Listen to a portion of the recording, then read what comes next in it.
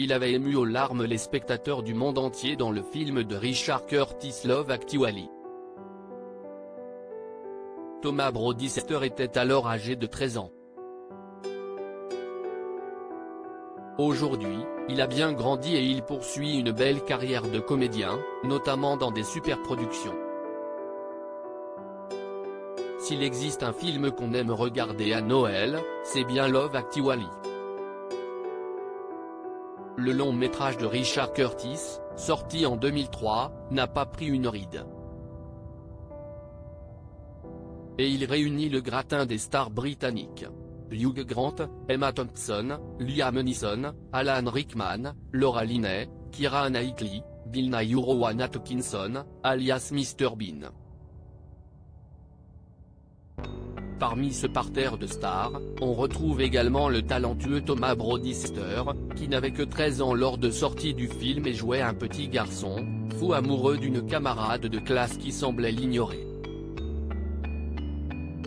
La justesse de son jeu, son intelligence précoce et sa bouille avaient conquis le public à l'international.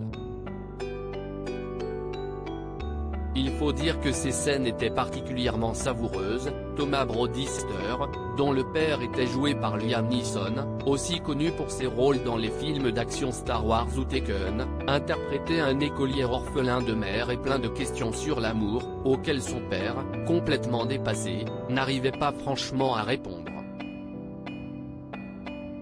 Une impressionnante carrière au cinéma et dans les séries. Love Actually signait aussi les débuts de la désormais superstar égérie Chanel Keira Knightley, qui jouait une jeune mariée en proie à des doutes sur son couple. Car elle apprenait que le meilleur ami du marié, interprété par Andrew Lincoln, The Walking Dead, était secrètement amoureux d'elle. Bref, un beau bazar d'amour sous le signe de Noël, dans les merveilleux paysages enneigés d'Angleterre. Aujourd'hui, Thomas Brodie-Sester a 32 ans et poursuit une impressionnante carrière au cinéma et dans les séries. On a notamment pu le voir dans Nanny McPhee et la trilogie Le Labyrinthe, mais surtout dans les séries à succès Game of Thrones et Le Jeu de la Dame.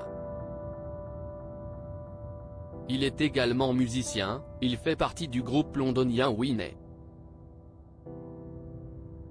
Et il a appris à jouer de la batterie dans Love Actually. Un artiste surprenant.